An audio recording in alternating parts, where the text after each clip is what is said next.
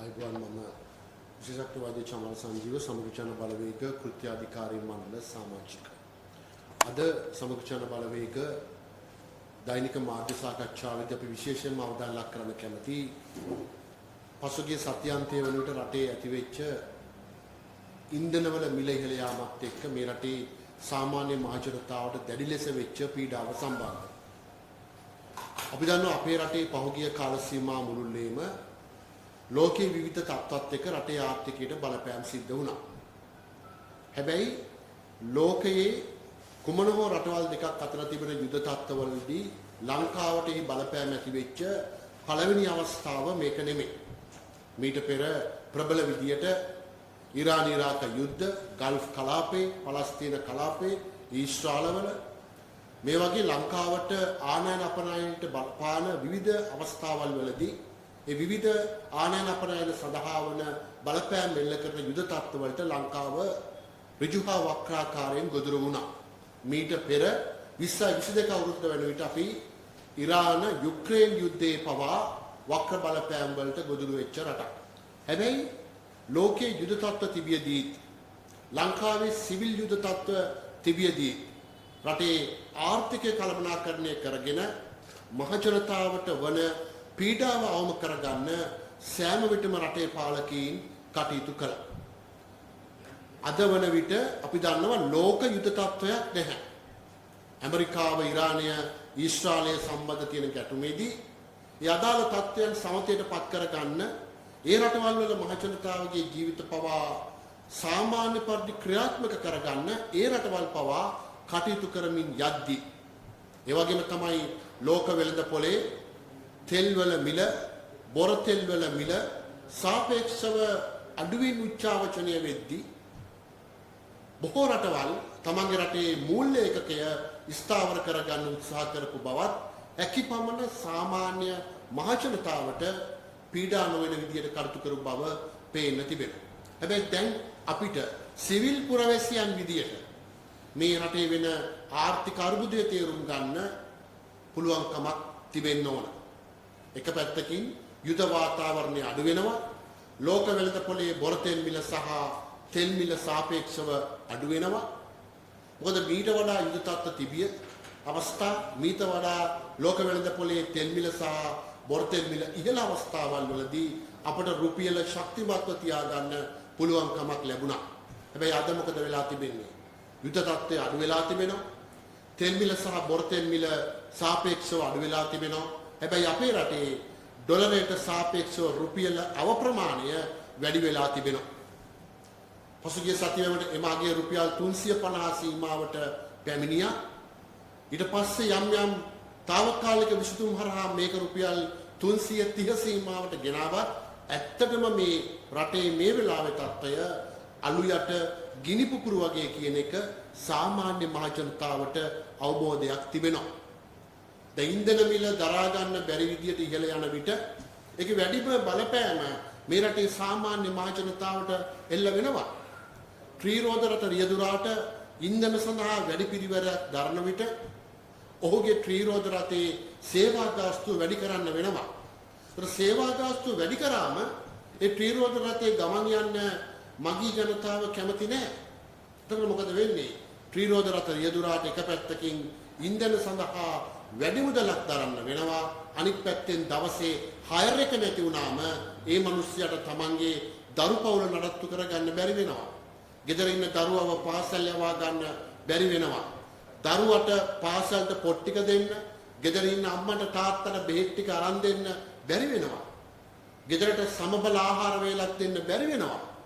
ඊට පස්සේ මොකද වෙන්නේ? ඒ පවුලේ පෝෂණ අර්බුද නිර්මාණය වෙනවා. සෞඛ්‍ය අර්බුද නිර්මාණය වෙනවා. තමන්ගේ පවුල නඩත්තු කරගන්න බැරි වුණාම, ත්‍රිරෝද රටේට ගත්ත ලීසින් එක ගෙවා ගන්න බැරි වුණාම, ගෙදර නිවාස කුලිය ගෙවා ගන්න බැරි වුණාම මේ දුප්පත් අහිංසක මිනිස්සු විශාල වශයෙන් මානසික පීඩාවට පත් වෙනවා. ගෘහස්ත ප්‍රචණ්ඩත්වයට යොමු වෙනවා. එතකොට බැලූ බැල්මට ඉන්ධන මිල වැඩි වුණා කියන එක අනුර ජනාධිපතිවරයාට අනුව පොඩ්ඩක් චුට්ටක් වගේ පෙනුනට මේ ඉන්ධන මිල වැඩිවීමෙන් මේ රටේ ග්‍රාමීය අර්ධනාගරික තට්ටු නිවාසවල වාසය කරන වතු කම්කරු ජනතාවට උතුරු නැගෙනහිර සාමාන්‍ය රැකියා කරන මහජනතාවට දරා ගන්න බැරි පීඩනයක් බවට පත් වෙනවා. ඒත් ඇයි ඉන්ධන මිල වැඩි වුණේ කියන එක මේ රටේ මහජනතාවට දැන් අවබෝධයක් තිබෙනවා. සාමාන්‍ය පුරවැසියන්ට අවබෝධයක් තිබෙනවා. මේක තේරුම් ගන්න අමුතුවෙන් විශේෂ ආර්ථික විද්‍යා දැනුමක් සාමාන්‍ය මිනිසුන්ට අවශ්‍ය වෙන්නේ නැහැ. ලෝක වෙළඳපොලේ ඉරාන ඊශ්‍රායල් යුද්ධය නිසා ඇතිවෙච්ච බලපෑමට අමතරව ලංකාවට අනන්‍ය වෙච්ච අහිතකර ඍණාත්මක සිදුවීම් ගණනාවක් පහුගිය මාස කිහිපේ සිද්ධ වුණා. අපි දන්නවා විශේෂයෙන්ම ප්‍රශ්න සහගත ගල් අඟුරු ටෙන්ඩරේ නිසා අපේක්ෂිත විදුලි බලය සහ ශක්තිය ජනනය නොවීම නිසා ඩීසල් දවසකට අමතර ලීටර ලක්ෂ 8 ගාණක් ජනනය කරලා මාසයකට අමතර ඩීසල් ලක්ෂ 24ක් දහනය කරන්න වීමෙන් වෙච්ච ආර්ථික අලාභය බලශක්තිය නිෂ්පාදනය අඩුවීම නිසා එය ප්‍රතිපූර්ණය කර ගැනීම සඳහා විකල්ප බලශක්තිය වලට යොමු වෙන්න සිදුවීම ලෝක වෙළඳපොලේ අඩුවෙන් ඩීසල් තිබියදී එම ඩීසල් බ්ලැක් මාකට් එකෙන් හරි වැඩි මිලට ගන්න වුණා කියලා විශේෂ අමාත්‍යවරු කරපු ප්‍රකාශය. ඒ වගේම තමයි වැඩි මිලට ඩීසල් සහ ඉන්ධන අරගෙන මේ ගල් අඟුරු බාල වීම නිසා වෙච්ච බලශක්ති හානිය විදුලි බල කප්පාදුවක් නොවි පවත්වාගෙන යන්න දරපු උත්සාහය. ඒකම අපි දන්නවා අපි කලින් කිව්වා වගේ රුපියලේ අගය බලවත් ලෙස අවප්‍රවාහණය වුණා. ජනාධිපතිතුමා කිව්වා භාණ්ඩාගාරය තුල ට්‍රිලියනයක් සල්ලි තියෙනවා කියලා. හැබැයි ඒක හරියට අර 550 ජාතක පොතේ මට්ට කුණ්ඩලී ජාතකය වගේ. මොකද ගෙවල් දොරවල් වල සිටු මැදුරු වල රන් කාසි තිබුණාට වැඩක් නැහැ. ඒවා භාවිතා කරගන්න බැරි නම් Tamanගේ දරුපවුල ආරක්ෂා කරගන්න බැරි නම් පාරිභෝගික ජනතාවට සහන දෙන්න බැරි නම් පාරිභෝජන සේවා සඳහා අර භාණ්ඩාගාරයේ මුදල් ප්‍රතිපාදන දෙන්න බැරි නම් ඒ නිසා අද ජනාධිපතිවරයා මට්ට කුණ්ඩලී සිටුතුමා වගේ තමයි මේ පුත්‍රයා නැත්නම් මේ රටේ ජනතාව දුකෙන් පීඩාවට පත් වෙනවා. සමස්ත ජනතාවගේ ජන ජීවිතය ආර්ථිකය කුණු ගඳ ගහමින් මැරෙන්න පටන් අරන් තිබෙනවා. හැබැයි මට්ට කුණ්ඩලී සිටුතුමා කියනවා මගේ භාණ්ඩාගාරයේ රුපියල් ට්‍රිලියනයක් තියෙනවා කියලා. අද ජනතාවට මේ අභාග්‍ය සම්පන්න ඉරණමට තමයි මුහුණ දෙන්න වෙලා තිබෙන්නේ. අපි දන්නවා පහුගිය කාලේ වාහන ආනයනය කිරීම නිසා මේ රටේ වෛද්‍යවරු ඇතුළු වෘත්තීය වේදීන්ගෙන් අතිමහත් ඍජු බදු ප්‍රමාණයක් සූරාගෙන කෑමට ලක් වෙච්ච නිසා වෘත්තීය වේදීන්ගෙන් සහ සාමාන්‍ය මහජනතාවගෙන් වක්‍ර බදු අතිවිශාල ප්‍රමාණයක් අය කරපු නිසා විදුලි බිල ඉහළ යාම, ජල බිල ඉහළ යාම, දුරකථන බිල ඉහළ යාම, අන්තර්ජාල ගාස්තු ඉහළ යාම, බස් ගාස්තු ඉහළ යාම, රෝහල් වල භාණ්ඩ හා සේවා සඳහා වන ගාස්තු ඉහළ යාම, පාසල් වල භාණ්ඩ හා සේවා සඳහා වන ගාස්තු ඉහළ යාම, සහල් ඇතුළු එළවලු වෙළඳපොළ, පළතුරු වෙළඳපොළේ ඍජු හා වක්‍ර බදු ඉහළ ගියාම ඒකතු වෙච්ච මුදල් වලින් තමයි මේ භාණ්ඩාගාරය පිරුණේ. හැබැයි වාහන ආනයනය දැන් අඩු වෙනවා. රටේ ආනයන සඳහා වන නිෂ්පාදන පිරිවැය ප්‍රමාණය අඩු වෙනවා. ආනයනයට වැඩි මුදලක් වියදම් කරන්න සිද්ධ වෙනවා. දැන් මොකද වෙලා තියෙන්නේ? භාණ්ඩාගාරයේ ඩොලර් තිබුණට භාණ්ඩාගාරයේ රුපියල් තිබුණට ඒකෙන් භාවිතා කරන්න පුළුවන් වන ප්‍රමාණය ආර්ථිකමය වටිනාකම අඩු වෙමින් යනවා. දැන් මහජනතාව මේ වෙලාවේ ඉන්නේ අර කලින් කිව්වා වගේ අලු යට ගිනි පුපුරු වගේ. ඒ වගේම තමයි මේ රටේ සාමාන්‍ය මහජනතාවට මතක ඇති 20 22 අවුරුද්ද වන විට ඉතා පැහැදිලිව එකඟතාවයක් නැත්නම් ජනතාවට සහතිකයක් ලබා දෙන්න එවකට හිටපු ජනාධිපති සහ දේශපාලන යාන්ත්‍රයට අවශ්‍යතාවක් තිබුණා.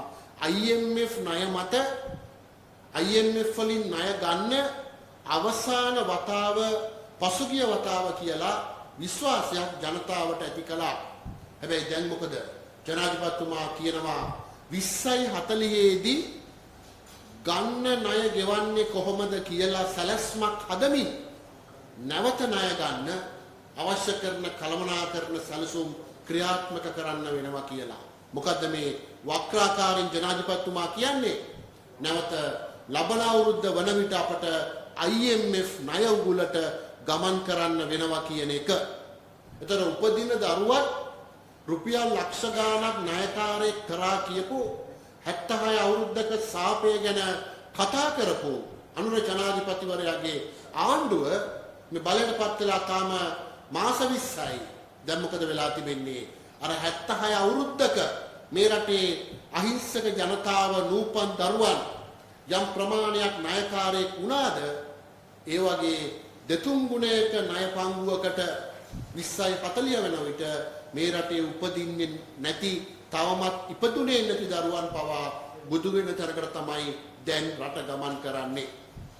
එතකොට හරිම පැහැදිලි බදු අය කර ගැනීම, බදු මුදල් වැඩි කිරීම, විදුලි බිල වැඩි කිරීම, ඍජු හා වක්‍ර ආකාරයෙන් විවිධ බදු අය කරමින් ජනතාවගෙන් බදු හරහා භාණ්ඩාගාරයේ පිරවීමත්, ජාත්‍යන්තර මූල්‍ය අරමුදලේ සපත්තුවට නැවත නැවත පෑගෙමින් මේ රටේ දුප්පත් අසරණ මිනිසු තව තවත් ණය උගුලක සිර කරමින් නවෝත්පාදක ආර්ථිකයක් මත නැගිටින්න බැරි අධිරාජ්‍යවාදීන්ට අන් කවරදාකටත් වඩා යටත් වෙච්ච මේ රටේ හැම පුරවැසියෙක්ම ලෝකයේ අනිත් රටවල් වල අතකොළුවක් බවට පත් වෙච්ච ඉතාමත්ම අස්ථාවර තැනකට තමයි මේ රට දැන් වර්තමාන ආණ්ඩුව යටතේ මෙහෙයවමින් සිටින්නේ.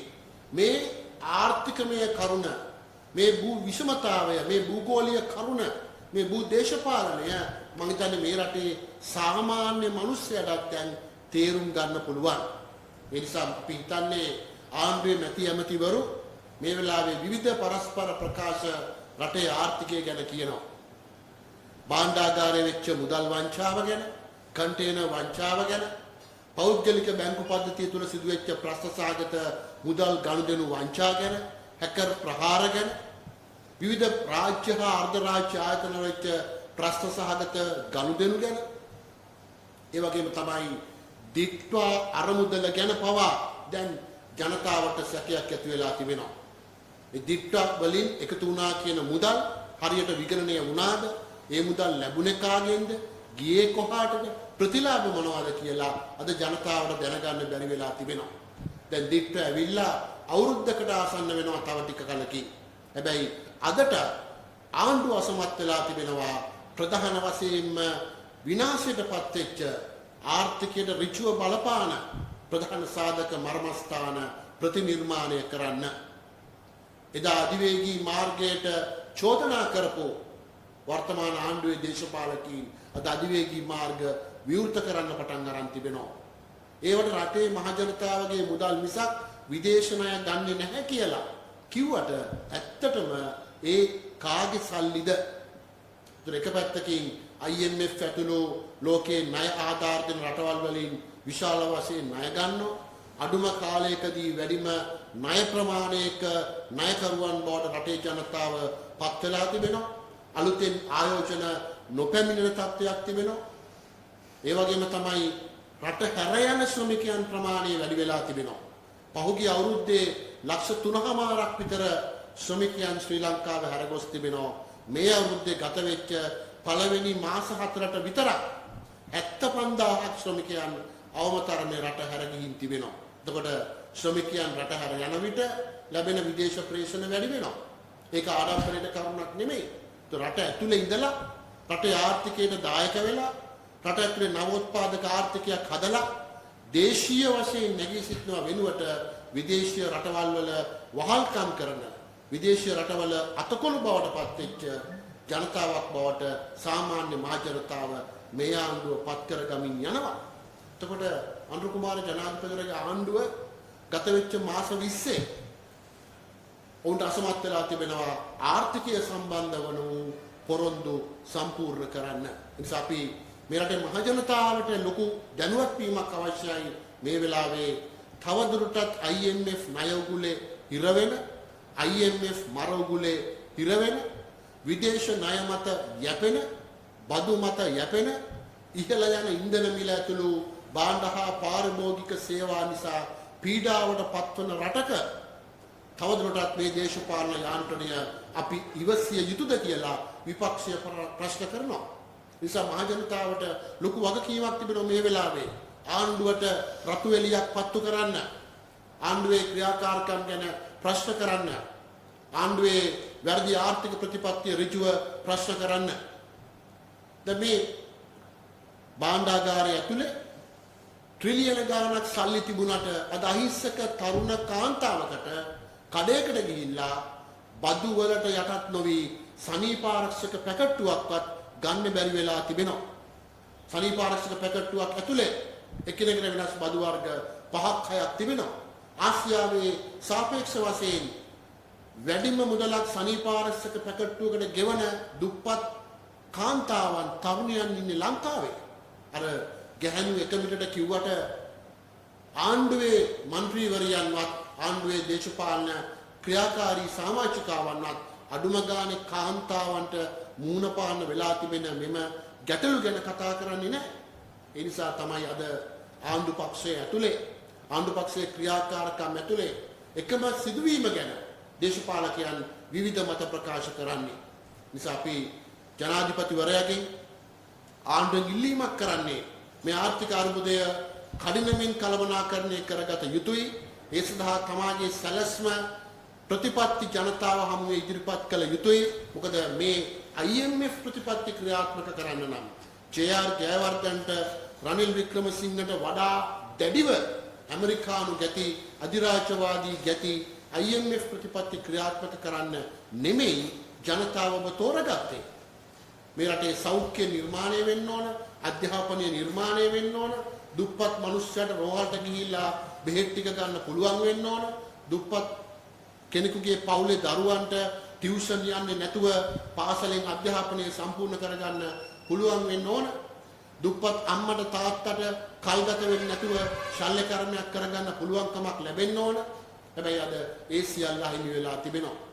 ඒ නිසා අපි කියන්නේ සමග ජන බලවේගයේ ප්‍රමුඛ සමග ජන විපක්ෂ සංධානයේ විදියට ආණ්ඩුවට මේ යන වැරදි මාර්ගය කරුණාකර නතර කරලා ජනතාවට සහන දෙන්න පුළුවන් ආර්ථිකයක් නිර්මාණය වෙන්න ඕන.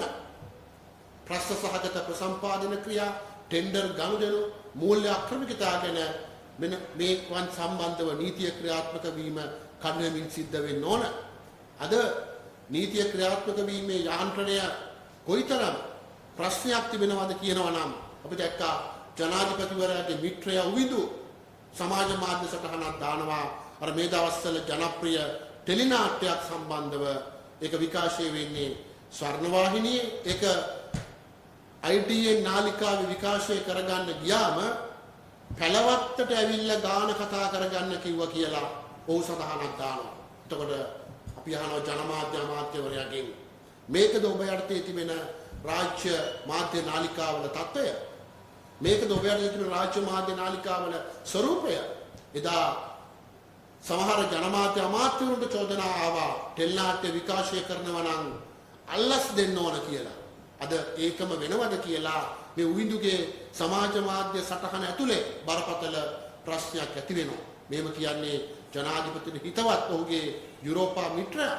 නිසා අපි අවසාන වශයෙන් කියන්නේ රටේ මහජනතාව බලාපොරොත්තු වුණේ ක්‍රමවේද වෙනසක් මිසක් මේ ක්‍රමවේදය හරහා මේ දැන් යන ක්‍රමවේදය හරහා 76 අවුරුද්දට තවත් අවුරුදු 5ක් එකතු කරගන්න නෙමෙයි. දුප්පතා වඩා දුප්පත් වෙන, ඉහළ ධනවතා වඩා ධනවත් වෙන ආර්ථිකයක් නෙමෙයි මේ රටේ මිනිස්සු බලාපොරොත්තු වුණේ. ඒ නිසා මේ ආර්ථික අර්බුදය කඩිනමින් කළමනාකරණය කර ගැනීම සඳහා විපක්ෂ නායකතුමන් ප්‍රමුඛ විපක්ෂ සංධානය පැහැදිලිව යෝජනා කළ තිබෙනවා සර්වජන පක්ෂ එකමුතුවක් හරහා මේ සම්බන්ධව සාකච්ඡා වෙන්න ඕන. මේවයිදී සියලු දේශපාලන පක්ෂවල අදහස් අරගෙන කකුලෙන් අදින්නේ නැතුව රටේ ආර්ථිකය හැදෙන්න ඕන කියලා බොහොම විවෘත ආරාධනාවක් කළා තිබෙනවා. හැබැයි ජනාධිපතිවරයා ඒ සියල්ල ප්‍රතික්ෂේප කරමින් අත්නෝමතික විදියට නම් යන්නේ මේ රටේ ජනතාව IMF සපත්තුවට පෑගෙන තැලෙන පොඩි වෙන ජන ජීවිතයක් නම් හදන්නේ. මේ රටේ ජනතාවගේ ඉල්ලීමක් කරනවා කරුණාකරලා ආණ්ඩුවට ප්‍රජාතන්ත්‍රවාදීව රතු එළියක් දෙන්න. මොකද ඔබ තව දුරටත් මේ රටේ අභිමානවත් පුරවැසියන් වෙන්න ඕන. පාරට ඇවිල්ලා කෑ ගහලා අරගල කළා රටේ සම්පත් විනාශ කළා රටේ දේපල විනාශ කරලා බලය ගන්න ක්‍රමය වෙනුවට ජනතාවට පැහැදිලිව ප්‍රජාතන්ත්‍රවාදීව ආණ්ඩුවට විරෝධය පළ කරන්න අවශ්‍ය කරන ඒ වටපිටාව නිර්මාණය වෙන්න ඕන. නිසා අපි විශ්වාස කරනවා ආණ්ඩුව හොඳින් තේරුම් ගනීවි. අද ජන මනස ජන මතය ජනතා කැමැත්ත ආණ්ඩුව කෙරෙහි ගිලිහි ගොස් ඇති බව. ඒකට තියෙන හොඳම උදාහරණය තමයි පළාත් සභා ඡන්ද විමසීම පවාද තියාගන්න බැරි තැනකට ආණ්ඩුවපත් වෙලා තිබෙනවා. නිසා අපි කියන්නේ විපක්ෂය සමගි ජන බලවේගය ඕනෑම මොහොතක රටේ පවත්වන ඕනෑම මැතිවරණයකට ලෑස්ති සූදානම්. හැබැයි 1+159ක් තිබෙන ආණ්ඩුව අපට පේනවා දවසෙන් දවස කකුල පස්සට තබමින් ඔවුන්ගේ බලතල පාවිච්චි කරන්නේ නැතුව මේ මැතිවරණ කල් දමනවා. මොකද වුන් දන්නවා රටේ ජනතාවගේ ආකර්ෂණය අද ජනාධිපති ප්‍රමුඛ ආණ්ඩුවෙන් ගිලිහි ගොස් ඇති බව. හරි. එන යවන්න. අන්න තියෙනවා මේ. හරි තිස්ස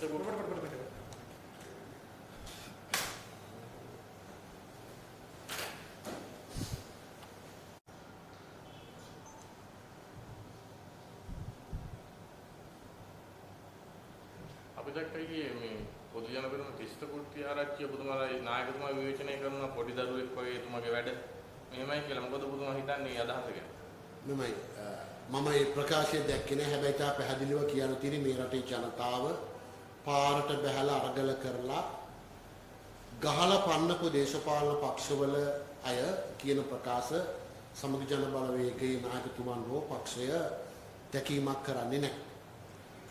මොකද මේ රටේ පහුගිය 2015න් පස්සේ ගත්තමත් අධිකරණයක් හමුවේ හෝ කුමන ආකාරයක හෝ ඇඟිල්ලක් දික් කරලා චෝදනාවක් එල්ල කරන්න බැරි දේශපාලකයන් පිරිසක් තමයි සමගි ජන බලවේගයේ සියලුම මැතිඇමතුරු විදිහට සිටින්නේ. ඒ නිසා මම හිතන්නේ ඒ ප්‍රකාශයට කියන්න තිබෙන්නේ අපි එවැනි ප්‍රකාශවල උත්තර දී යුතු වන්නේත් නැහැ. ඉදිරියේ පැවැත්වෙන ඕනෑම මැතිවරණයකදී සමගි ජන බලවේගයේ ප්‍රමුඛ සන්ධානය පළාත් සභා මැතිවරණයේ වේවා ඉදිරි මැතිවරණවලදී ලබා ගන්නා මහජන මතය ඒ හිටපු මන්ත්‍රීතුමාට මම හිතන්නේ උත්තරයක් ලබා දෙයි. ඒකද අපිට සඳහන් කරා මේ සර්වපාක්ෂික සම්මුඛ ගැන සර්වපාක්ෂික එකතාවයක් ගැන. එහෙම සාකච්ඡාවකට තිබෙනවද මොනවාගේ පක්ෂ දෙකකටයි පක්ෂලා තියෙන්නේ? නෑ, ඉතා පැහැදිලි විපක්ෂ නායකතුමන් ප්‍රමුඛ විපක්ෂයේ අනිකුත් පක්ෂ නායකයින් මේ ආර්ථික අර්බුදයේ ආරම්භයත් එක්ක මේ ඩොලර් අර්බුදයේ ආරම්භයත් එක්ක පැහැදිලිව ජනාධිපතිවරයාට සහ රජයට යෝජනා කළා මේ සම්බන්ධව සර්වපාක්ෂික සමුළුවක් හැඳවා ඒ සියලු පක්ෂවල අදහස් අරගෙන මේ ආර්ථිකය කළමනාකරණය කර ගැනීමට කඩිනමින් පියවර ගන්න කියලා. අපට මතකයි මේ වගේම ගෝඨාභය රාජපක්ෂ ජනාධිපතිවරයාගේ සමෙත ආර්ථික අර්බුදය එන විට විපක්ෂ නායකතුමන් සජිත් ප්‍රේමදාස මැතිතුමන් මේ වගේම යෝජනා කළා එවකට ජනාධිපතිවරයාට. එතකොට එදා ඔහු ඒ අදහස ප්‍රතික්ෂේප කරමින් කටයුතු කිරීම නිසා දැක්විච්ච අමාරුව අපි දැක්කා. දැන් ජනාධිපතිවරයා හෝ මේ ආණ්ඩුව අඩු කාලයකදී ගෙදර යනවා දකින්න විපක්ෂ දේශපාලන පක්ෂ කැමති නැහැ. ඒ නිසා අපි කියන්නේ සියලු විපක්ෂ දේශපාලන පක්ෂ විපක්ෂ නායකතුමාගේ නායකත්වයේ යටතේ මේ ගැන යෝජනා ඉදිරිපත් කළ තිබෙනවා. ආණ්ඩුව පැත්තෙන් තමයි දැන් ප්‍රතිචාර දැක්විය යුතු වෙන්නේ.